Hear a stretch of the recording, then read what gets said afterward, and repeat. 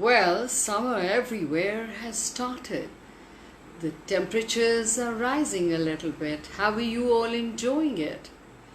Well, in the northern countries, in the north part of the world, people are liking it, while in the southern part, it gets hot. That's where I am, right? Well, today I have chosen a very nice, touching story, and here the character, a boy, learns an important lesson about kindness and trust from a surprising source. And maybe this can remind you and push you to think about an unexpected act of kindness you have done for someone or someone has done for you. Or maybe you can share it with me and I can share it with everybody. And I look forward to getting messages from you, suggestions and ideas. You're more than welcome to send them. And it is written by Langston Hughes. It has been set in Harlem, a community in New York. Like many urban areas, Harlem experienced rapid population growth early in the 20th century. Many single-family buildings were converted into small apartments. The character Mrs. Jones lives in one of these kitchenette apartments, a bathroom and one large room with a mini kitchen on the corner of the room. But you see how large-hearted and how large-minded and rationally kind and generous she is. You'll find out. So let's see. The name of the story is Thank You, Ma'am by Langston Hughes. I hope you can see it clearly. Okay.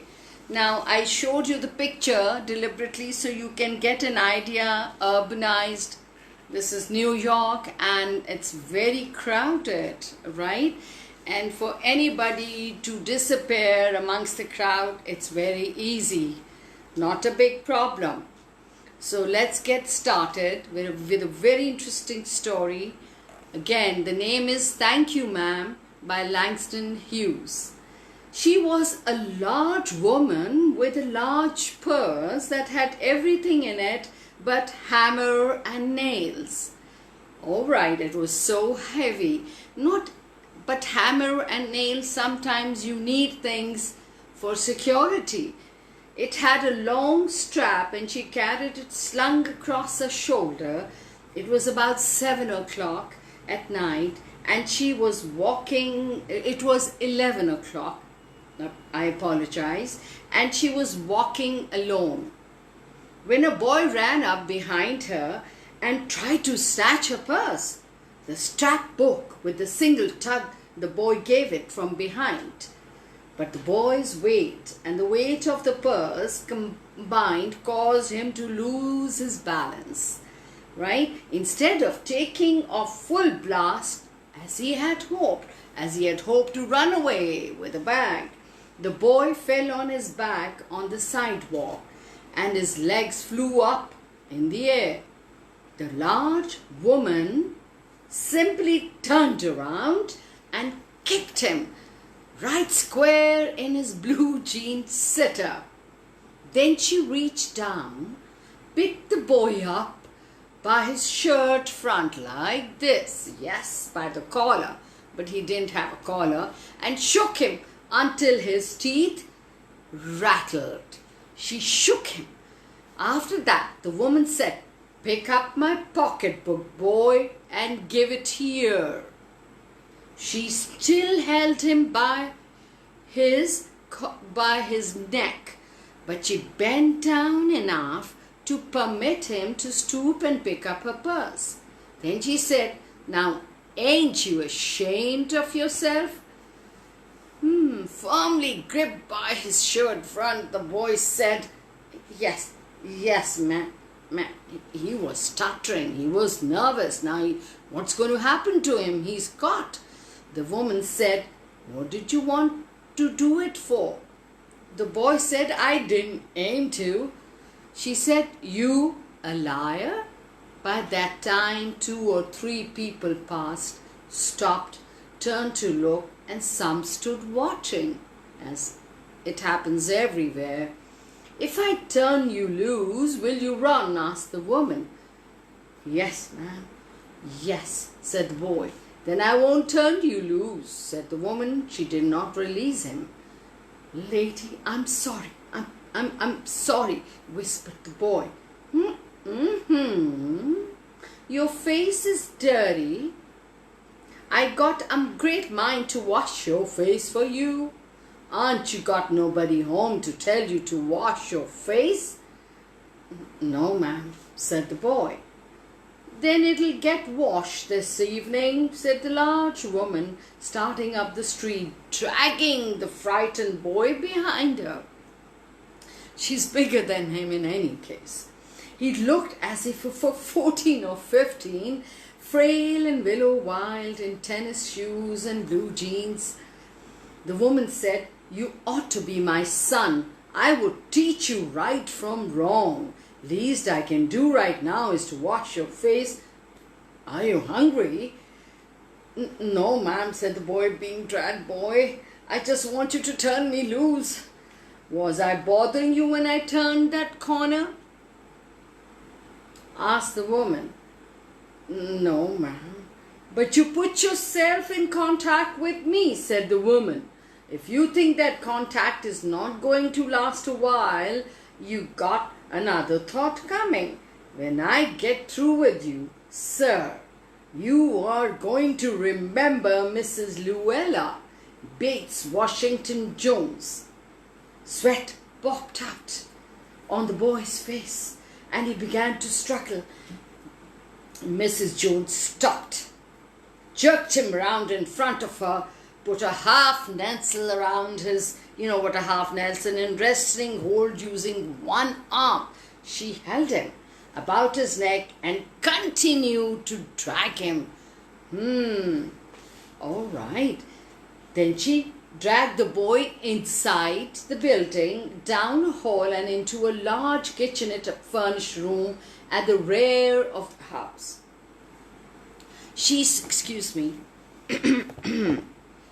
switched on the light and left the door open.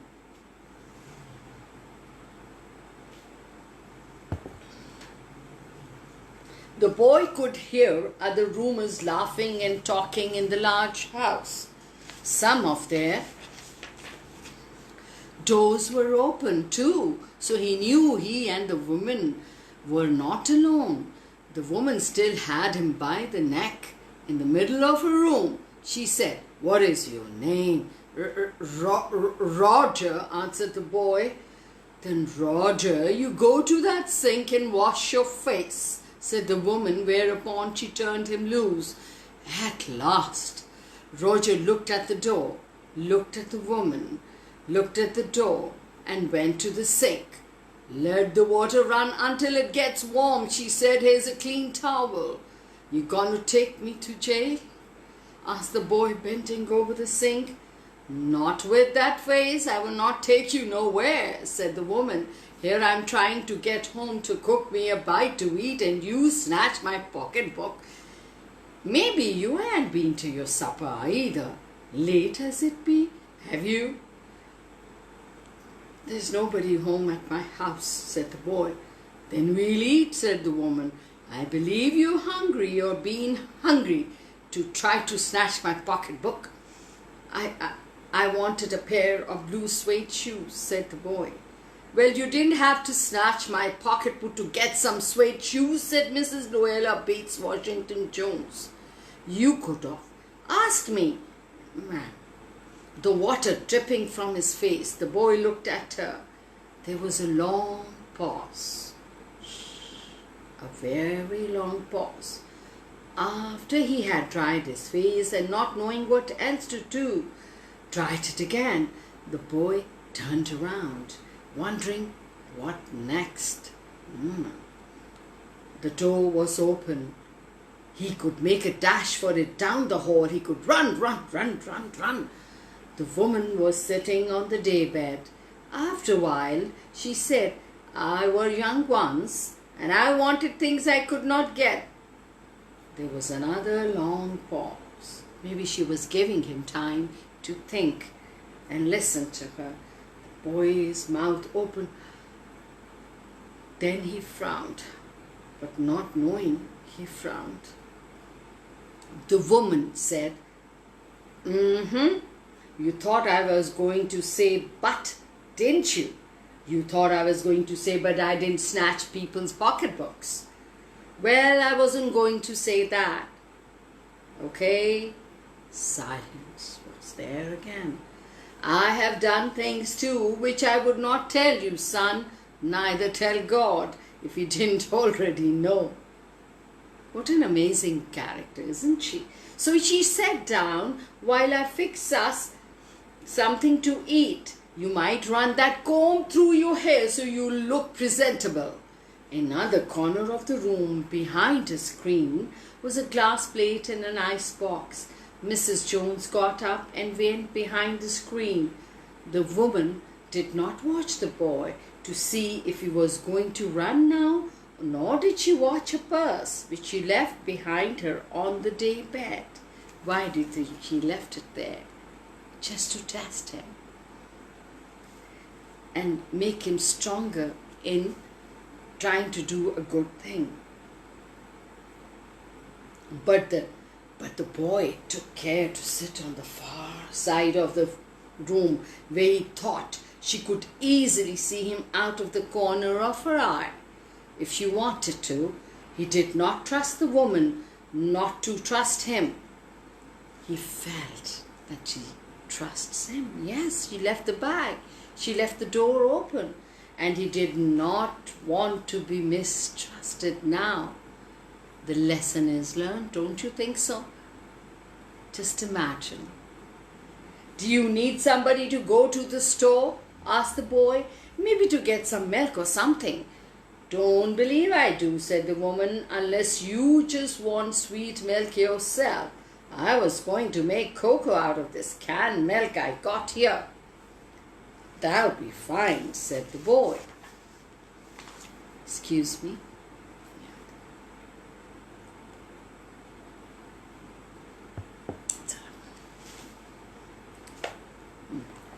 She heated some lima beans and ham she had in the icebox, made the cocoa and set the table. The woman did not ask the boy anything about where he lived or his folks or anything else that would embarrass him. Instead, as they ate, she told him about her job in a hotel beauty shop that stayed open late, what the work was like, and how all kinds of women came in and out, blondes, redheads, and brunettes. Then she cut him a half of a 10-cent cake. Eat some more, son. When they were finished eating, she got up and said, Now here, take this $10 and buy yourself some blue suede shoes. And next time, do not make the mistake of latching onto my pocketbook nor anybody else's, because shoes come by devilish ways like this will burn your feet. Remember, I got to get my rest now, but from here on in, son, I hope you'll behave yourself. She led him down the hall to the front door and opened it. Good night, behave yourself, boy, she said, looking out into the street. The boy wanted to say something other than, Thank you, ma'am, to Mrs. Luella Bates Washington Jones, but although his lips moved, he couldn't even say that as he turned at the foot of the barren stoop and looked up at the large woman in the door. And then she shut the door. What an amazing story.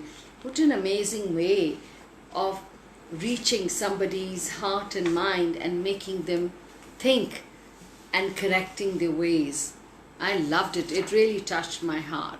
I think this was rather a short story, so I was thinking of reading you out a very small poem, and it's a very imaginary poem, but about a girl who loves horse riding, but they can't have horses.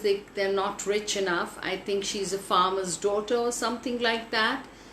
But how she lives her days with this imagination, instead of moaning about or, roping about the house and wishing and dreaming, she imagines, and she changes her excursions and walks outdoors into a pleasurable imaginary horse riding.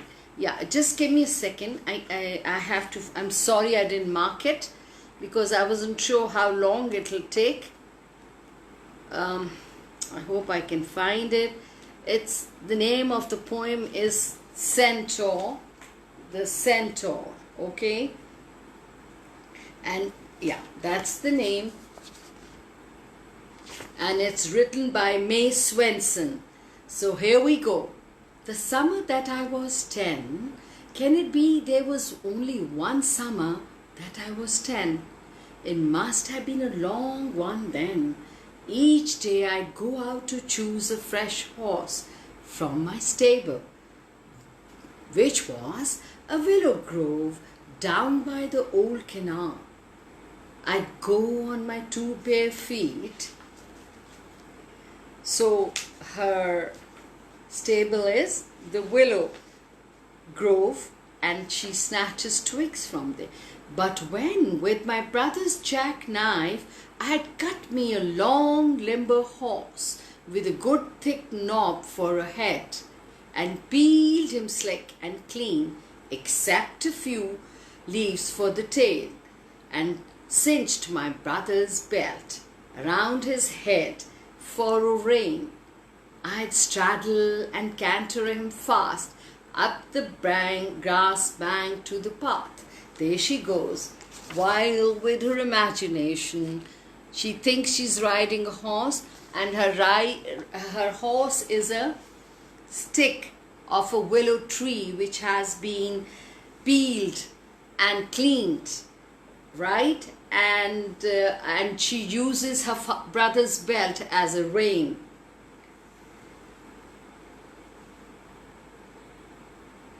So as she's trot along in the lovely dust that talcumed over his hoofs, hiding my toes and turning his feet to swift half moons, the willow knob with the strap jouncing between my thighs was the pommel, and yet the pole of my nickering pony's head, the rounded knob on the front part of a saddle, right? That's pommel, and pole, head or mane, all right? My head and my neck were mine, yet they were shaped like a horse. My hair flopped on the side like the mane of a horse in the wind.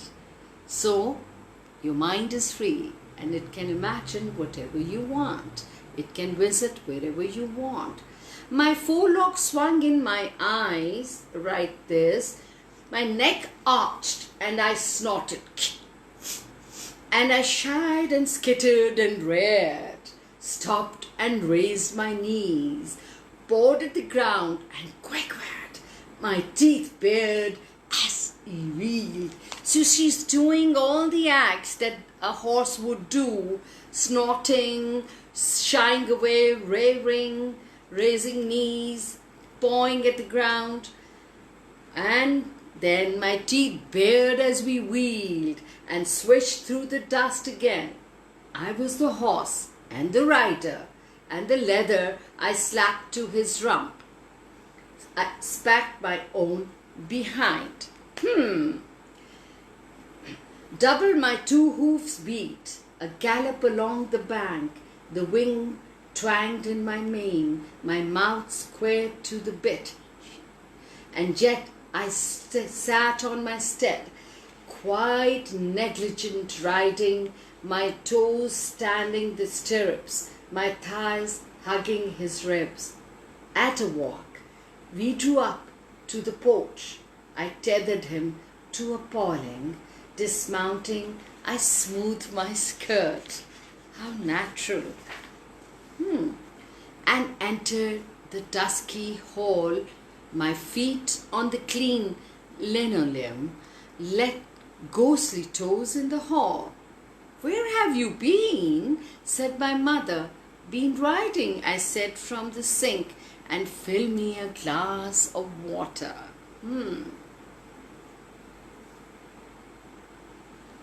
What's that in your pocket? She said. Just my knife. It weighed my pocket and stretched my dress awry. Go tie back your hair, said my mother, and why's your mouth all green? Rob Roy. Rob Roy is the imaginary name for her imaginary dog. A horse, my apologies. He pulled some clover as we crossed the field, I told her. See, what a make-believe thing. Isn't it an amazing poem, right? So let your fancy loose, your imagination loose, and imagine whatever you want to. And it'll be great if you write about it or share your story. Okay, I hope you enjoyed this evening. Well, I did, and it was lovely to see you all, and I hope to see you all very soon on Saturday. Saturday is the younger children's story time. I'm looking forward to it. Bye-bye. Thank you so much.